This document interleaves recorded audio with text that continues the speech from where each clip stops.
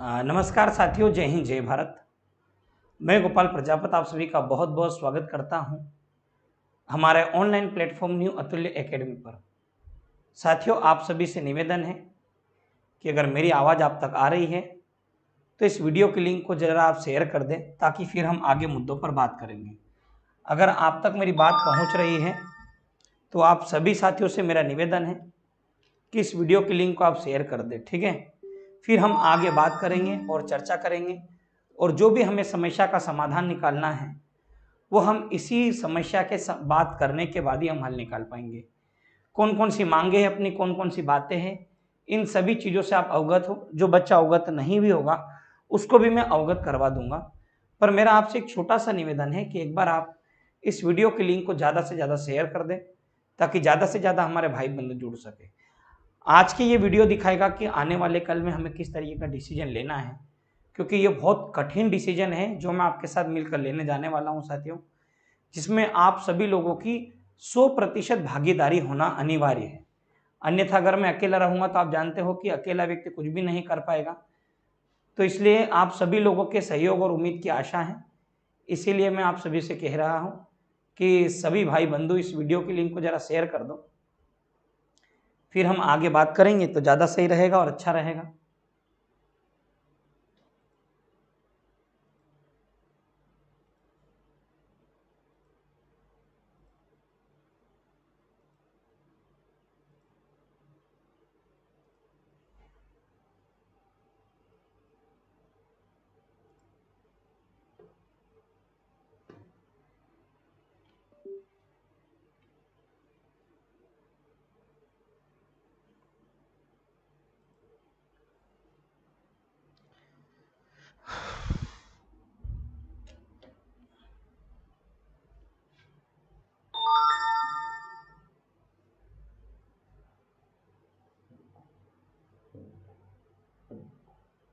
देखो, अब आप मेरे पीछे देख रहे होंगे कि मैंने एक चीज यहां पर दी है। ये लिखा है कभी सर्वर खराब तो कभी पेपर लीक, वर्ग 3 बेगा भारिया सहरे और सभी मुद्दों पर चर्चा। आज हम सभी मुद्दों पर करेंगे चर्चा। पर पहले हम शुरुआत करते हैं दोस्तों, कहां से? कभी सर्वर खराब। साथियों, ये बात इसलिए मैं आपसे कर रहा हूं और इसलिए आप सभी लोगों के सामने करना जरूरी भी है ये मेरे लिए, क्योंकि ये जो सर्वर की वजह से मध्य प्रदेश के 5 लाख युवा, ये लगभग 5 लाख युवा, ये 5 लाख युवा इस सर्वर वजह की सर्वर बिजी होने के कारण से भर्ती में नहीं बैठ पाया है। इसका मतलब यह है कि इन बच्चों के लिए एमपी पुलिस का एग्जाम आया ही नहीं। इसका मतलब यह हुआ कि इन बच्चों के लिए एमपी पुलिस का एग्जाम नहीं आया। अब आप में से बहुत सारे लोगों के तर्क ये रहेंगे कि इन लोगों को पहले फॉर्म भरना था, ये इतने दिन कहां गए। आपकी बात सब सही है, पर होता यह है कि कुछ बच्चों का आधार अपडेट करवाना रहता है, किसी को सरनेम ऐड करवानी है, या किसी के माता पिता के नाम में कुछ त्रुटि हो जाती है, तो वो आधार कार्ड में अपडेट करवाने में 5-7 दिन का समय लगता है, या 8 दिन का 10 दिन का टाइम लगता। तो 23 तारीख से जो लिंक ओपन हुई थी, 23 तारीख से ये जाते जाते जाते जाते ये 5 अगस्त तक, ये 5 अगस्त तक बिल्कुल डावाडोल हो गई। सॉरी, 5 जुलाई तक ये जाते जाते जाते बिल्कुल मरी हुई कंडीशन में आ गई। अब 5 जुलाई से 10 जुलाई के बीच में कम फॉर्म डाले गए। अगर इसके पहले वाली एग्जाम देखेंगे जो 2020 में थी, 2020 में जिसके फॉर्म भराए थे उसमें भरे गए थे फॉर्म 12,96,000, और फिर बाद में जब ये 2023 में वैकेंसी आई है, इसमें भरे गए केवल 8,66,000 पद। इतने पद भरे गए, एक है 12,96,000 और एक है 8,66,000 पद। लगभग 4,30,000 विद्यार्थी, जिसका अता पता नहीं है कि ये विद्यार्थी किस ग्रह पर गए हैं। वो ग्रह ये है साथियों कि व्यापम में सर्वर बिजी होने के कारण से ये बच्चे बाहर हो गए। और अगर आप देखोगे तो इनका सर्वर इतना खराब होता है कि जैसे अगर मान लो पटवारी का या किसी भी चीज का रिजल्ट आएगा तो आज नहीं दिखेगा आपको, कल दिखेगा। आज आपके नंबर कुछ और रहेंगे, कल आपके नंबर कुछ और रह जाएंगे। तो ये पूरा की पूरा व्यापम करता है फर्जीवाड़ा। उस फर्जीवाड़े की घाट ये भेड़ चढ़ चुके हैं ये बच्चे। इन बच्चों का भविष्य बर्बाद हो चुका है। जो बच्चे उम्मीद लगा रहे थे कि यार चलो हमारा काम हो जाएगा, तो ये व्यापम ने कर दिया इनके साथ अन्याय। अब इस वीडियो के माध्यम से मैं क्या आपसे कहना चाह रहा हूं, ये बात ध्यान से सुनना। केवल आकर वीडियो बनाना और बकवास करके चले जाना मेरा उद्देश्य नहीं है। मैं चाहता हूं कि काम धरातल पर भी होना चाहिए। तो उस धरातल पर काम करने के लिए मैं आप सभी से ये कहना चाहता हूं साथियों, कि जितने भी विद्यार्थियों का एमपी पुलिस का फॉर्म नहीं डला है, आपको एक बार मेरा साथ देना पड़ेगा। जितने भी विद्यार्थी है, चाहे एडमिट कार्ड आ जाए कि एडमिट कार्ड का बाप आ जाए, कुछ भी आ जाए, हम सभी लोगों को व्यापम का घेराव करना चाहिए 8 तारीख को। कितनी तारीख को? 8 अगस्त को हमें व्यापम का करना चाहिए घेराव। अब आप कह रहे होंगे सर एडमिट कार्ड तो आ जाएंगे, कल परसों क्यों नहीं कर रहे? 5 और 6 तारीख को व्यापम बंद रहेगा, क्योंकि फर्स्ट वीक जो रहता है शनिवार रविवार बंद रहता है, और सोमवार को भी मेरे को लगता है कि सोमवार का टाइम हमको दे देना चाहिए। और 8 तारीख को हम सभी लोगों को जाना चाहिए कहां पर? भोपाल।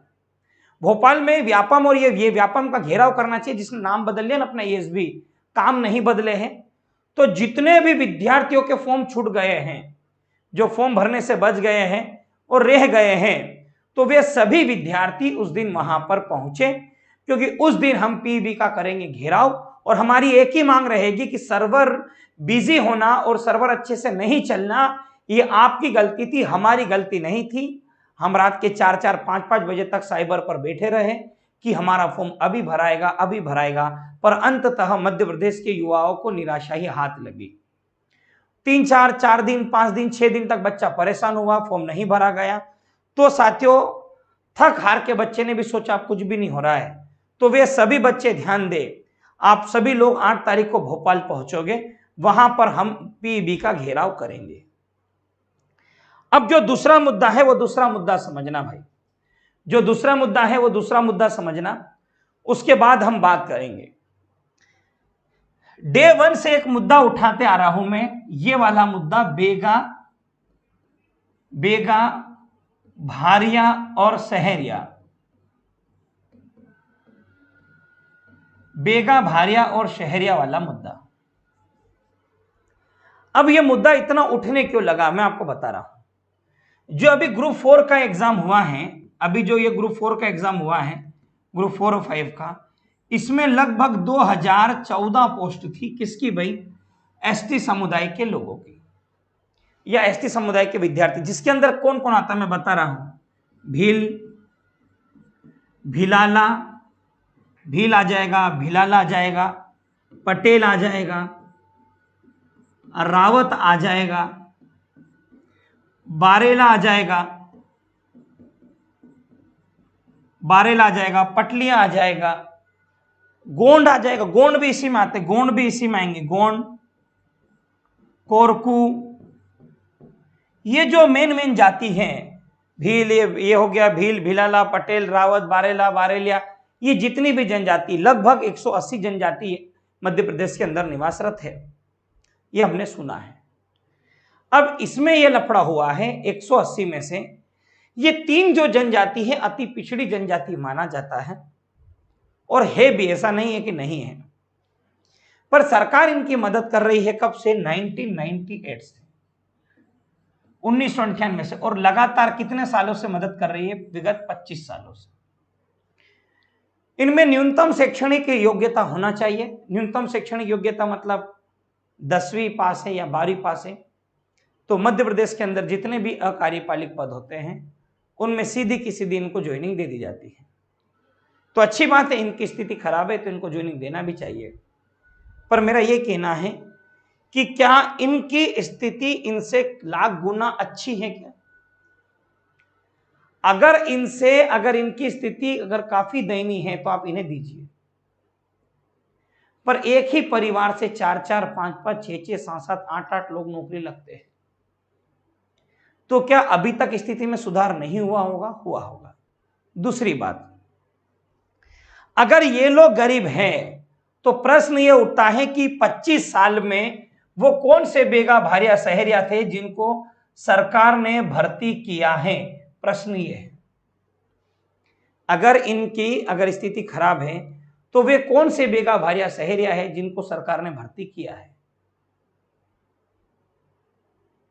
अब बच्चों की मांग यह है कि 2014 पद हैं, उसमें से 2006 पद इनको दे दिए जाएंगे। बचेंगे कितने पद? केवल 8 पद। क्यों? क्योंकि ये क्लियर कहा गया है कि आपको पहले पूरे की पूरे अकार्यपालिक पद बेगा भारिया शहरिया को दिए जाएंगे। अगर उसके बाद में कोई 8, 10, 20 अगर पद बच जाते हैं तो वो पद हम आपको देंगे। नहीं बचे तो आप मुंह लटका के देखते रहना कि 1 पद, 2 पद, 3 पद, 4 पद, 6 पद आपको मिलते हैं, नहीं मिलते। नहीं मिलते तो हाथ पे हाथ धरे रहना और चुपचाप बैठे रहना। क्यों? क्योंकि मुझे लगता है कि मध्य प्रदेश में आज भी युवा नहीं जागा है। अगर आप जाग गए होते तो मध्य प्रदेश की स्थिति कुछ और होती। अब बच्चों के मन में यह प्रश्न उठ रहा होगा कि सर भोपाल चलो आंदोलन करेंगे, भोपाल चलो आंदोलन करेंगे। पर मैं उस समय तक यह आंदोलन नहीं करूंगा जब तक हमारे पास एक कंफर्म संख्या बल नहीं हो जाएगा 10,000 के आसपास। तब तक हम भोपाल जाने के लायक नहीं हैं। इस बात को आपको स्वीकारना पड़ेगा। अब आप कह रहे होंगे कि यह संख्या बल क्यों? क्योंकि संख्या ही ये निर्धारित करती है कि आने वाले कल में जो आंदोलन की रूपरेखा होगी उससे हम सरकार पर क्या दबाव बना पाएंगे। तो अभी 20 लोग या 100 लोग या 200 लोगों के बोलने से कुछ नहीं होगा।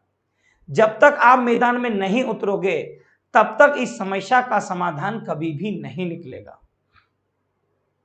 एक ये मुद्दा है, तो इस मुद्दे को जरा ध्यान से समझ लेना। मैंने क्या कहा? जब तक मेरे पास विद्यार्थी नहीं आएंगे ऑफलाइन मिलने कि कितने बच्चे हम आ सकते हैं, कितने कहां से आ सकते हैं, तब तक मुझे नहीं लगता कि भोपाल में जाकर कचरे करवाने से मतलब नहीं है। नहीं तो ये बोलेंगे कि 1000 लोग इतने बड़े मुद्दे के लिए लड़ने आए जिसकी जनसंख्या है 1,53,00,000।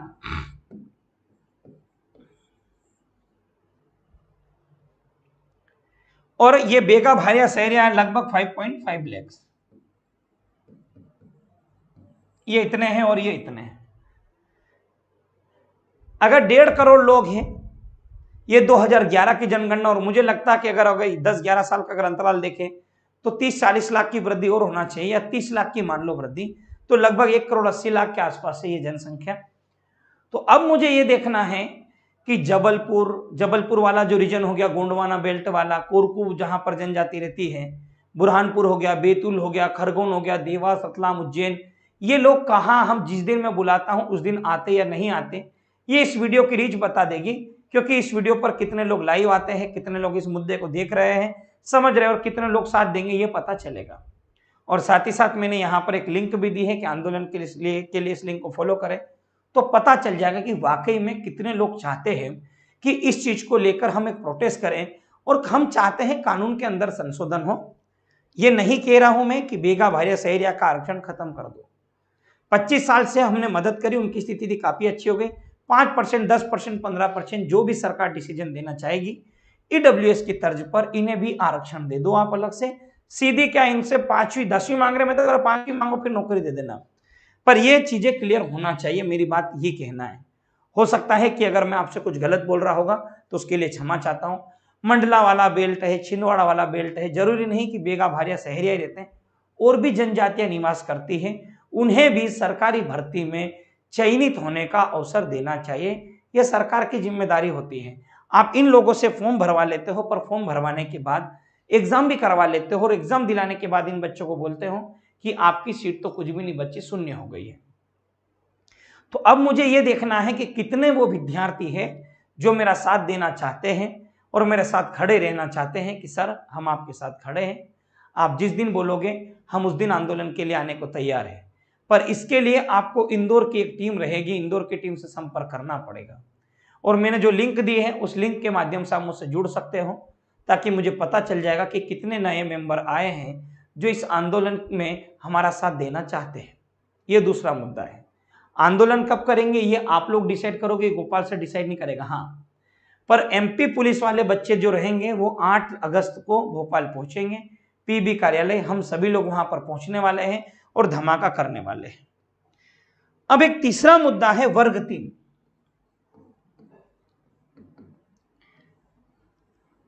आखिर यह वर्ग 3 का मुद्दा अब क्यों गरमा रहा है? पहले इस मुद्दे की बारीकी को जरा समझते हैं, फिर आगे बात करेंगे ये वर्ग 3 वाला मुद्दा है क्या। तो जैसा कि आप सभी को पता है, मार्च 2020 के अंदर एमपी टेट वर्ग 3 का पेपर होता है, और पेपर में 50% और 60% की योग्यता रखी गई थी। अगर आप इतने नंबर लाते हो तो आप सीधे चयनित हो जाओगे।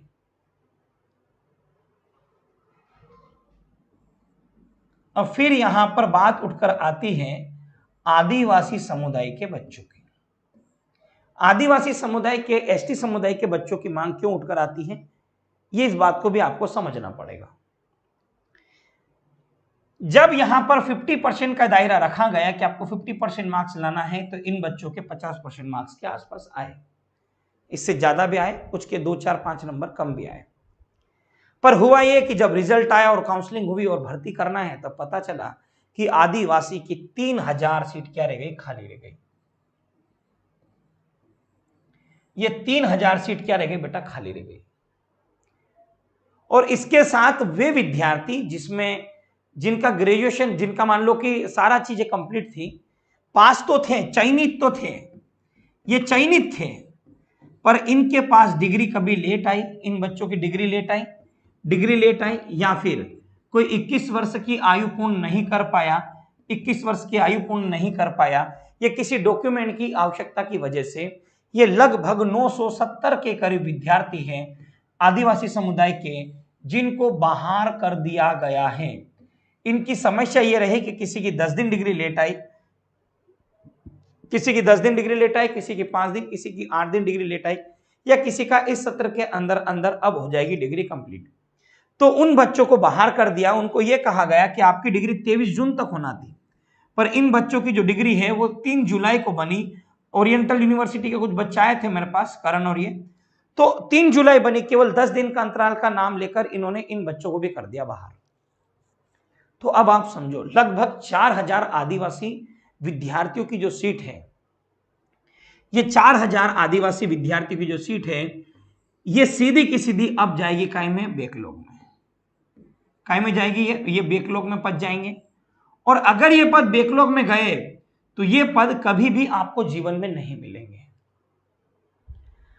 अब इसमें ये वो विद्यार्थी है जिनके 50% से ज्यादा मार्क्स आए थे, पर व्यापम में एक सबसे गंदा नियम है और एक रूल बना रखा है जिसका नाम है नॉर्मलाइजेशन।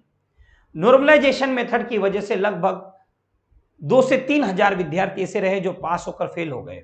जिनके किसी के 81 नंबर थे तो उनको 71 से 81 से 71 पर आ गए, किसी के 78 नंबर थे तो 78 से 68 पे आ गए, तो किसी के 9, 9, 10, 10, 12, 12 नंबर कम करके उन विद्यार्थियों को चयन परीक्षा से कर दिया बाहर।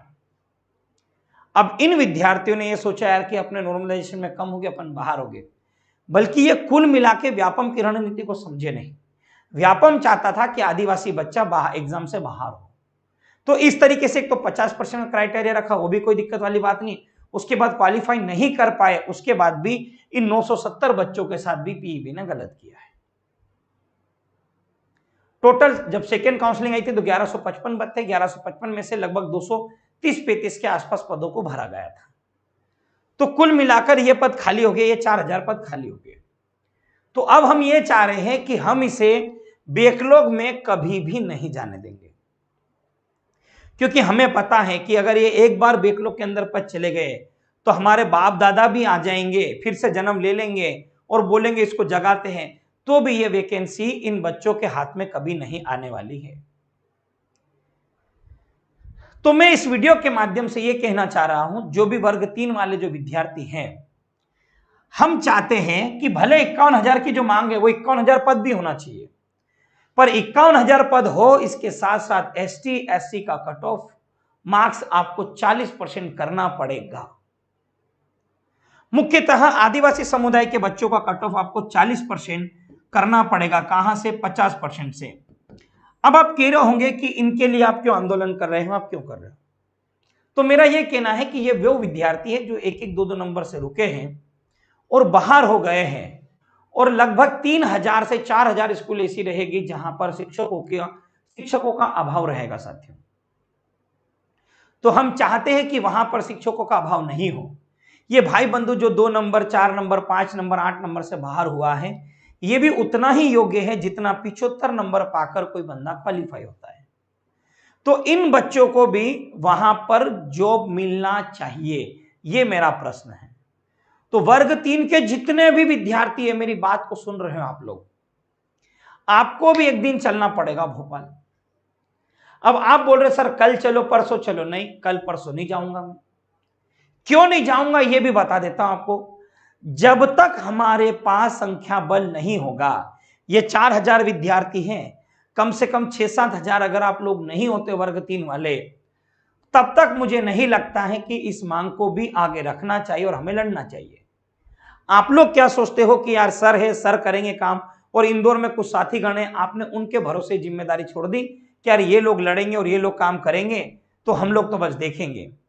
पर मैं ये चाहता हूं साथियों कि अगर वर्ग 3 के अंदर अगर ये 51,000 पद कर रहे हैं, हमें तैयार साथ में खड़े, एक पैर पे खड़े करना चाहिए 51,000 पद पर। मेरे जितने भी आदिवासी भाई बंधु हैं उनके लिए ये होना चाहिए 40%, इतना होना चाहिए 40%। एसटी एससी के लिए 51,000 पद करो, हमें दिक्कत नहीं है, पर शर्त यह है कि 40% करना चाहिए यहां पर। क्यों? क्योंकि ये लोग भी उतने ही हक रखते हैं, उतना ही अधिकार रखते हैं जितने बाकी सब लोग रखते हैं। तो वर्ग 3 के जो विद्यार्थी हैं, जितने भी, मेरी बात को ध्यान से सुनना, मैं कुछ आगे की आपको रणनीति बता रहा हूं। आगे की रणनीति यह है कि हम सभी लोग एकजुट होकर बेगा भारिया सहरिया वाला मुद्दा और वर्ग 3 के मुद्दे को लेकर हम जाएंगे भोपाल। और मैंने क्या कहा कि आज तक जो इतिहास में नहीं हुआ वो अब होना चाहिए, जो आज तक नहीं हुआ वो अब होना चाहिए इतिहास में। कभी किसी आंदोलन को लेकर भोपाल में 10,000 20,000 लोग नहीं गए, पर मैं ये जानता हूं कि आप इतनी ताकत रखते हो कि हम 20 या 50,000 लोग भी हो सकते हैं वहां पर। बस शर्त यह है कि कोई नेता का मंच नहीं होगा, कोई मंत्री संतरी नहीं होगा, किसी पार्टी के झंडे नहीं होंगे, केवल और केवल बेरोजगार युवा इस आंदोलन का करेगा नेतृत्व। और क्यों करेगा नेतृत्व? क्योंकि मांग उसकी है, मनवाएगा भी वो। कहीं गोपाल सर मंच नहीं मिलना चाहिए कि बड़े नेता बन जाए और वहां जाके भाषण दे, ऐसा नहीं। ये बच्चों के हक अधिकार की लड़ाई है, बच्चों को लड़ने दो। इसके अंदर कोई भी राजनीति मत घुसेड़ना। राजनीति घुसड़ोगे तो वहीं जूते खाओगे, क्लियर बता रहा हूं मैं आपको। अगर पक्ष विपक्ष करना तो वहीं जूते खाओगे आप। तो इस चीज को राजनीति से परे रखना है और युवाओं के हक अधिकार की आवाज को उठाना है, और इनकी जो मांग है, इनकी मांगों को पूरा करना पड़ेगा। अगर मैं कहूं कि आप में से कितने लोग आंदोलन करते हैं तो साथ देने मेरा, कितने लोग मेरा साथ देंगे, तो अभी ये कमेंट बताएंगे कि कितने लोग मेरा साथ देंगे।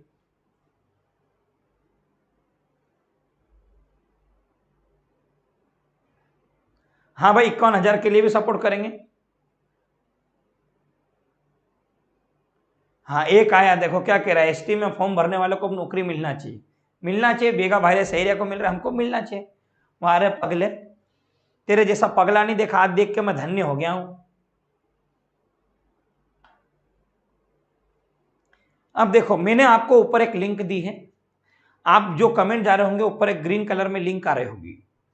अब मुझे यह डिसाइड करना है कि ऐसे कितने लोग हैं जो उस दिन आंदोलन में मेरा साथ देंगे। तो मैंने आपको ऊपर फेसबुक की लिंक दी है, उस लिंक को आप ज्वाइन कर लो साथियों, या फॉलो करना चाहो कर सकते हो, नहीं करना मत करो, पर उस आईडी पे आप एक्टिव रहना, क्योंकि मैं वहां पर एक्टिव रहता हूं और वहां पर विद्यार्थियों के मुद्दों की बात को मैं रखता रहता हूं। तो उस चीज को शेयर करना पड़ेगा आप लोगों को और आगे तक आपको मेरा साथ देना पड़ेगा। तो ये चीजें हैं। अब देखो, ये मैं डिसाइड नहीं करूंगा कब होगा आंदोलन। अब हर एक व्यक्ति की जिम्मेदारी बनती है, अगर आप गांव में हो, अब मेरी प्लानिंग समझना क्या है। जो बेगा भारिया सहरिया, ये बेगा भारिया सहरिया और वर्ग 3, अब इसमें आपको क्या करना है। अब आप कह रहे यार मेरी पहचान नहीं है, तो बेटा मत करो काम, कोई मतलब नहीं है काम करने से। अब आपको एक काम चालू करना है। अब आपको आपके गांव के लोगों का बनाना है ग्रुप, आपके गांव के लोगों का बनाना है ग्रुप, और आपको उस ग्रुप के अंदर ये बात रखनी है, या फिर आपके गांव का जो ग्रुप बना हुआ है उसके अंदर आपको ये बात रखनी है। आपकी बात से कितने लोग सहमत होते हैं, फिर आपको उसका ग्रुप बनाना है। और उस ग्रुप बनाने के बाद आप जिस भी क्षेत्र में रहते हो, यह काम आपको अभी से करना पड़ेगा इस वीडियो के माध्यम से। हम 4 से 5 दिन का समय ले, आप हर एक बंदे को जो गांव में रहता है, आप अपनी जो पंचायत होती है, पंचायत, आप पंचायत बुलाओ और पंचायत को बुलाने के बाद आप अपनी बात रखो और बात ये रखो कि हमारे साथ ये हो रहा है, हम आगे क्या करें। अगर हम भोपाल जाते हैं तो कितने लोग ऐसे हैं जो इस आंदोलन में हमारा साथ देंगे, ये आपको पूछना पड़ेगा। तो अगर आपको पता चला कि 8 लोग देंगे, 10 लोग देंगे, 20 लोग साथ देंगे, तो आप उन 20 लोगों का ग्रुप बनाओ और उन 20 लोगों के साथ आओ। आप कहां पर? भोपाल। अब आप कह रहे होंगे यार हम तो युवा युवा है। युवा युवा नहीं, अगर आप चाहते हो कि इन मुद्दों का हल निकले तो आपको अकेले नहीं, आपको आपके माता पिता के साथ भी आना पड़ेगा। जरूरत पड़ी तो आपके माता पिताओं को भी आपके साथ आना पड़ेगा। ये वीडियो जरूर दिखाना आप अपने माता पिता को कि हमारे सर ने ऐसी बात बोली। हो सकता है आपको गलत लग रहा होगा। तो पहले आप आपके गांव में पंचायत करो। पंचायत में देखो कितने लोग हो रहे। पंचायत के बाद आप देखो कि तहसील लेवल पर आपसे कितने लोग जुड़ रहे हैं। हर एक गांव से एक बंदा दूसरे से कनेक्ट रहेगा। तो तहसील में कितने लोग मिल रहे हैं, कितने लोग ग्रुप बनाकर इस मुहिम में आगे हमारा साथ देना चाहते हैं, ये आपको देखना पड़ेगा। एक गांव से 5-5 लोग भी होंगे तो मुझे लगता है कि तहसील के अंदर अगर 40-50 भी अगर गांव आते होंगे, 30-20 गांव भी आते होंगे, तो 250, 300, 400 लोगों का एक अच्छा ग्रुप बन सकता है। फिर तहसील के बाद अगर हम आगे निकलेंगे तो तहसील के बाद हम कवर करेंगे जिला। क्या कवर करेंगे? जिला। हम ये देखेंगे कि जिले स्तर पर हमारे कितने लोग सक्रिय हैं। और अब जो मेन बात बता रहा हूं, बात ध्यान से सुनना। हर एक तहसील में आपको देखने को मिलेगा दोस्तों, हर एक तहसील में आपको कॉलेज देखने को मिलेगा। क्या देखने को मिलेगा? कॉलेज। और उस कॉलेज में हमारे आदिवासी भाई बंधुओं और विद्यार्थियों के बने रहते हैं हॉस्टल। क्या उस तहसील के हॉस्टल के बच्चों को आप इतना जागरूक कर सकते हो जो 12वीं पास है? क्या आप उनको ये 2 मुद्दे बता सकते हो, बेगा भारिया सहरिया और वर्ग 3 वाला? अगर आप इन बच्चों को समझा सकते हो तो आप इनको पहले जागरूक करो और इनको जागरूक करने के बाद इनसे यह आश्वासन लो कि क्या अगर हम इसके खिलाफ लड़ेंगे तो क्या आप लोग हमारा साथ दोगे? अगर ये बोलते हैं कि हमारा साथ देंगे, उस दिन हम निकलेंगे बाहर। पर यह शर्त यह है साथियों, ट्राइबल्स का एक एक हॉस्टल के अंदर ये बात, ये जानकारी आपको देना पड़ेगी कि हम इस दिन जा रहे हैं। साथियों, अब आप ये सोच रहे होंगे सर पैसा कहां से लाएंगे? पैसा नहीं हमारे पास। दोस्तों, मैं समझ रहा हूं आपकी मजबूरी, आपके पास पैसा नहीं है, आपके पास पैसा नहीं है, पर आप मेरी बात को ध्यान से सुनना दोस्तों। ये हमारी जिंदगी की आखिरी लड़ाई भी है।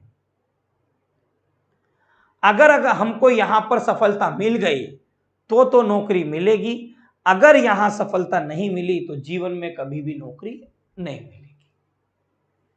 यह बात है। अब आप कैसे बनाओगे, ये कैसे तैयार करोगे? पहले गांव से पकड़ो। गांव में 5 लोग हैं, आप मेरे इस वीडियो को काट पीट कर लो, जो करना चैनलों पर डालना डालो। मैंने आज तक कभी किसी को कॉपीराइट क्लेम स्ट्राइक कभी नहीं देना दूंगा। जिसको ये वीडियो डालना डालो अपने चैनल पर। ये जो बात मैं बोल रहा हूं ये बात जाना चाहिए, नहीं तो पता चला आपने कि मैं जो बात रख रहा हूं वो बात आप काट के रख दो, तो वो ऐसा नहीं करना बेटा आपको। तो ये क्या कहा मैंने, आपके गांव में आप बात करो, गांव से आप पंचायत में एक पंचायत मीटिंग करो, 2 दिन में, कल या परसों मीटिंग करो। आप सरपंच को बोलो ये चीजें, सरपंच को समझाओ, सरपंच भी आपका साथ देगा। सरपंच के बाद आप तहसील में आओ, तहसील के जनपद बोलते, जनपद में आओ, तहसील में आओ, तहसील के बाद जिले में आओ।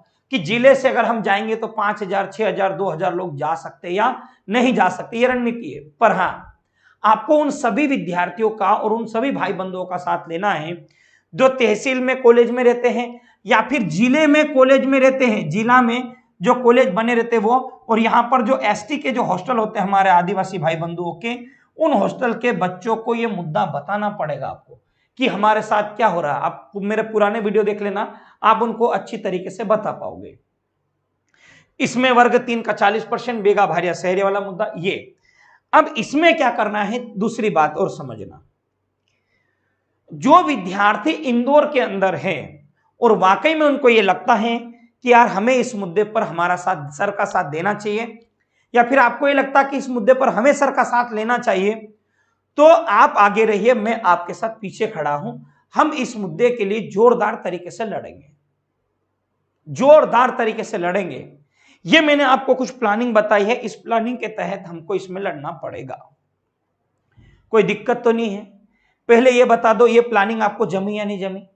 आप ऊपर देखना, मैंने लिंक दी हुई है फेसबुक की, आप उस लिंक पर मुझे फॉलो कर लेना ताकि मैं वहां पर आपको संपूर्ण जानकारी भी दे पाऊंगा। अब एक और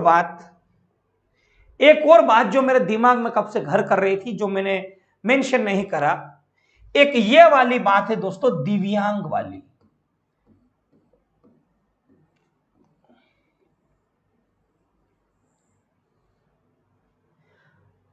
ऐसा नहीं है कि केवल और केवल आदिवासी समाज के अंदर ही दिव्यांग विद्यार्थी हैं, सभी समाज के अंदर दिव्यांग विद्यार्थी आते हैं।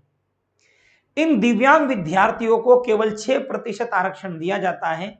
वो 6% आरक्षण खत्म करके लगभग 12 से 15% आरक्षण इन दिव्यांग विद्यार्थियों को दिया जाना चाहिए।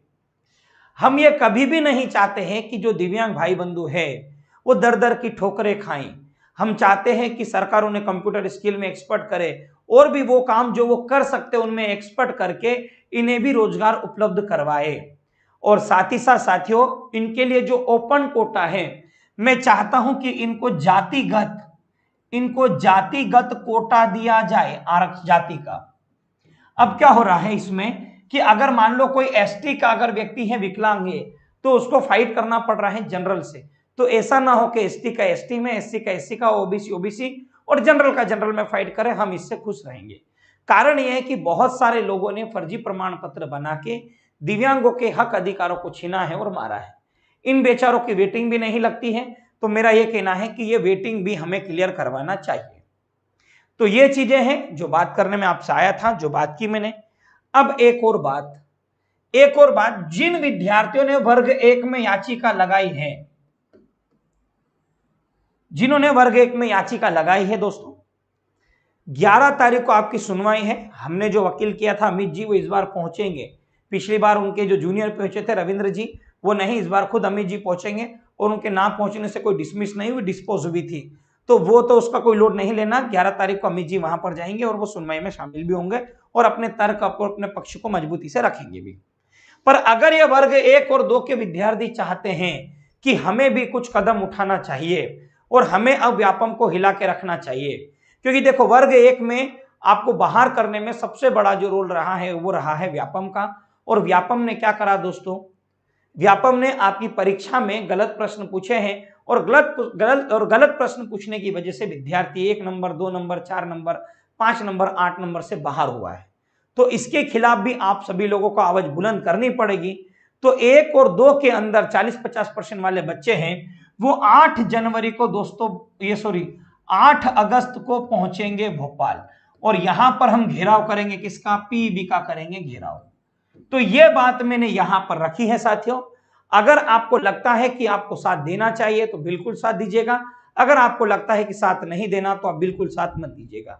तो धन्यवाद साथियों, ये बात आपसे करने आया था। पर आपको लगता है कि हमें आंदोलन में भाग लेना चाहिए, सर का साथ देना चाहिए, तो ही आप साथ देना, अन्यथा आप मेरा साथ मत देना। और मैंने आपको बता दिया है दोस्तों कि अगर आप मुझे फॉलो करना चाहो तो मैंने लिंक दी है ऊपर, आपको येलो कलर में दिख रही होगी, जहां पर चैट चल रही है वहां जाकर आप मुझे फॉलो कर सकते हो, ताकि मैं वहां पर भी कुछ बातें रखता हूं।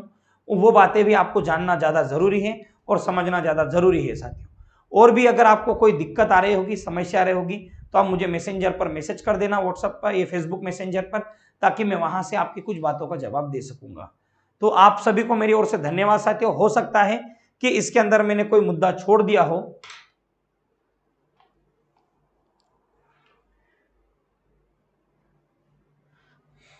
एज वाला मुद्दा तो रखा है ना, एज वाला मुद्दा तो रखा, उसमें आपने देखा नहीं होगा, तो वो मुद्दा तो मैंने रखा है इसमें। और कौन सा छूट गया है भाई? हाँ, एक और चीज, वर्ग 2 के अंदर पद कम है, तो वर्ग 2 के अंदर जो पद कम है, वर्ग 1-2 वाले आओ, मिलते हैं व्यापम से, आ जाओ जितने भी वर्ग 1-2 वाले विद्यार्थी हैं। अगर आपको ये लगता है कि यार हमें पद वृद्धि करवाना चाहिए, साइंस के मात्र 68 पद है, और सोशल साइंस के मात्र 94 पद है। तो यार इतने पद से होता क्या है, सब्जी के बागार भी नहीं लगेंगे। उसमें अगर मान लो 68 पद साइंस के हैं, 68 पद, तो 4 कैटेगरी है भाई, 20% आरक्षण, तो एसटी की सीट हो गई 13, एससी की हो गई 13, और ओबीसी की हो जाएगी कितनी, ओबीसी की हो जाएगी 13 78, और ये हो गए 10 हो गए, और बाकी सीटें जो बची वो कहां चले गए, जनरल की। अब इसमें भी आपको गर्ल्स को देना पड़ेगी, फिर जो बचेगी वो बचेगी। तो 68 पोस्ट केवल साइंस की है और 94 पद केवल और केवल सोशल साइंस के। तो ये एक बड़ा मुद्दा है, इसके ऊपर बात रखना चाहिए पदों में वृद्धि को लेकर। तो जो विद्यार्थी साथ देना चाहते हैं पदों में वृद्धि को लेकर, वो 8 अगस्त को मिलेंगे भोपाल में, हमको घेराव करना है पीईबी का। बात खत्म, सर्वर बिजी, सब बिजी, इसको छोड़ेंगे नहीं अपन, ठीक है। चलो, तो बहुत बहुत धन्यवाद आप सभी साथियों का, कोई आए या ना आए। देखो अब एक और बात, अब आप कह रहे होंगे यार बकवास कर रहा है, ये कर रहा, कोई आए या नहीं आए मेरे को कोई फर्क नहीं पड़ता। कोई नहीं भी आएगा तो भी 8 अगस्त को मैं अकेला पीएबी के बाहर धरने पर बैठूंगा, बात खत्म। कोई आए या नहीं आए, 8 अगस्त को मैं अकेला पीएबी के बाहर धरने पर बैठूंगा। जिन विद्यार्थियों का जमीर जिंदा है, जिनको लगता साथ देना चाहिए वो साथ देना, जिनको नहीं देना मत देना। मैं जाऊंगा, मैं तो मोहन भाई यहां से पट्टी लगा के जाऊंगा, मैं लोग बोलते बोलता होते ये, मैं पट्टी लगा के जाऊंगा और चुपचाप वहां पर बैठूंगा। अब देखता हूं कितने लोग मेरा साथ देते हैं। सही बोल रहा हूं मैं, ठीक है।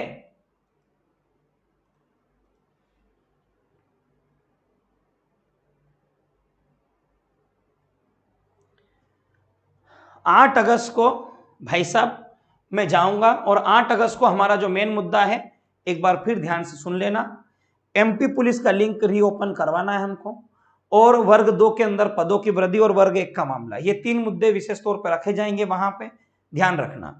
पर बेगा भारिया सहरिया और वर्ग 3 वाला जो मुद्दा है ये बाद में रखेंगे हम, जब हमारा संख्या बल होगा तब। तो 8 अगस्त को अगर कोई विद्यार्थी चाहते हो कि लिंक रीओपन करवाना चाहिए तो साथ देना। अब यहां पर फेसबुक पर बिना काम का बकवास वाला ज्ञान मेरे को मत देना। आप नहीं भी आओगे, आप नहीं भी आओगे तो भी मेरे को कोई फर्क नहीं पड़ता है, आना तो आना, क्योंकि आपके हक अधिकारों की लड़ाई के लिए जा रहे हैं। साथ देना तो देना, नहीं देना तो मत देना। इसके बाद में रोना गिला शिकवा मत करना। 8 अगस्त को कोई नहीं भी आएगा तो मैं आपसे ये कह रहा हूं, कोई नहीं भी आया तो मैं अकेला वहां पर जाऊंगा और धरने पर बैठूंगा चुपचाप। अगर आप नहीं आए तो उसके बाद कभी भी मेरे पास मत आना कि सर हमारा ये काम करवा दो, वो करवा दो। फिर आए तो 2-4 झापटे दूंगा और सही साट कर दूंगा।